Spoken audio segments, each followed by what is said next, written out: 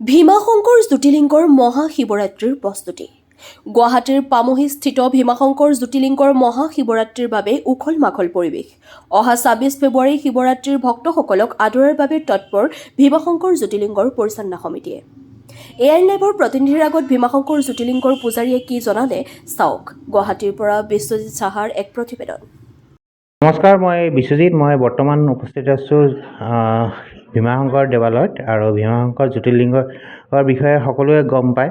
তো এই ভীমাশংকৰ জ্যোতিৰ্লিংগত যিহেতু অহা ২৬ তাৰিখে শিৱৰাত্ৰি বাবাৰ উৎসৱ, তো এই শিৱৰাত্ৰিৰ যি প্ৰস্তুতি চলি আছে তাৰ সম্বন্ধে মই আমাৰ এই ভীমাশংকৰ দেৱালয়ৰ যিজন পুৰোহিত আছে তেখেতৰ পৰা জানিম যে এই ভীমাশংকৰ দেৱালয়ৰ কেনে ধৰণৰ শিৱৰাত্ৰিৰ প্ৰস্তুতি চলি আছে, লগতে ধৰক ইয়াৰে সা সুবিধাখিনিও কথা অলপ পাতিম।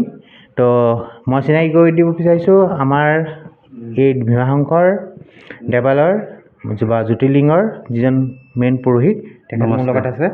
আৰু যিহেতু শিৱৰাত্ৰি হয়, তো শিৱৰাত্ৰি ২৬ তাৰিখে এই শিৱৰাত্ৰি ধৰক কেনে প্ৰস্তুতি চলি আছে ইয়াতে?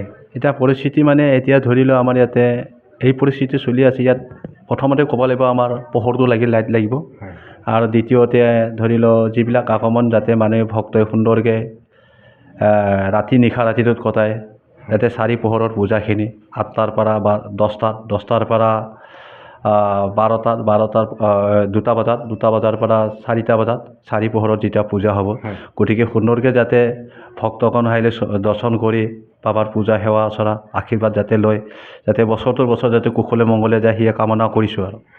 আচ্ছা, এতিয়া ধৰক আপোনালোকৰ যিহেতু পাহাৰৰ মাজতে এই জ্যোতিৰ্লিংগটো হয়, তো এই লিংগৰ মানে ধৰক কেনে মানে যাতায়াতৰ সুবিধা বা ধৰক পোহৰ আদি যিটো ধৰক কেনে সুবিধা ইয়াতে? ধৰক পোহৰটো ধৰি লওক এনেকুৱা যে ঘনা জংঘলৰ কথাটো, এতিয়া তাত পোহৰ মানে কাৰেণ্ট বিজুলী বাতি দৰকাৰ, তাতে অলপ সুৰক্ষা লাগে, যাতে সিদিনা দিনটোত মহাশিৱৰাত্ৰিৰ দিনাখনে যাতে প্ৰশাসনে অলপমান যাতে ভক্তক যাতে দৃষ্টি দিয়ে, যাতে সুন্দৰকৈ যাতে তেখেতসকলে চলাই লৈ যায়, সেয়ে মই কামনা কৰিছোঁ। ইয়াতেতো অগণন ভক্ত আহে, অগণন ধৰক এতিয়া ক'ব গ'লে যিহেতু বহুত জনাজাত হৈছে, তো গোটেই বিশ্বৰ পৰাই ধৰক ইয়াতে ভক্তখন আহে। হয়। তো এই সম্বন্ধে কি ক'ব? ধৰক এতিয়া বিশ্বত যেতিয়া ব্ৰহ্মাণ্ডৰ খানা যেতিয়া আহে, গতিকে এতিয়া য'ত মানে আমি ভীমেশ্বৰ জ্যোতিৰ্লিংগ য'ত মুক্তিৰ দ্বাৰ, আমি সেই মুক্তিৰ দ্বাৰ বাবাৰ তাত আশীৰ্বাদ লোৱাৰ কাৰণত ইয়াতে আহে। তো 12 জ্যোতিৰ্লিংগত আমাৰ কামৰূপত এটা পৰিছে 6 নম্বৰ জ্যোতিৰ্লিংগ, এইটো আমাৰ এটা গৌৰৱ। গতিকে ইয়াত সুন্দৰভাৱে যাতে কোনো অসুবিধা নহয়, ভক্তই যাতে কোনো অসুবিধা নাপায়, তেনেকুৱা সুন্দৰকৈ যাতে চলাই লৈ যায়। মোৰ এটাই আপত্তি আছে, যাতে ভীমাশংকৰ জ্যোতিৰ্লিংগত মণিকূটটো যাতে হয় সিয়ে কামনা কৰিছোঁ। আৰু আমাৰ যিহেতু আমিতো কৰিব পৰা কোনো সক্ষম নাই, গতিকে চৰকাৰৰ পৰা অনুৰোধ যাতে আমাৰ যাতে হিমন্ত বিশ্ব শৰ্মা ছাৰে যাতে এই মণিকূটটো কৰি দিয়ে, সিয়ে নথৈ আনন্দিত পাওঁ। এটা বস্তু লক্ষণীয় যে ভীমাশংকৰ ইমান ডাঙৰ এটা জ্যোতিৰ্লিংগত থকা উপৰিও জ্যোতিৰ্লিংগৰ ওপৰত যিটো মণিকূটটো, সেইটো মণিকূটটোৰ অভাৱ হৈছে, আৰু মণিকূটটোৰ জেগাত আপোনালোকে ত্ৰিপাল ব্যৱহাৰ কৰিছে। সেইটো এটা খুব দুখজনক ঘটনা বা দুখজনক দৃশ্য, আৰু যে ইমান ডাঙৰ জ্যোতিৰ্লিংগত এটা ধৰক ত্ৰিপাল দি ঢাকি থোৱা দৃশ্য এটা পৰিলক্ষিত হয়।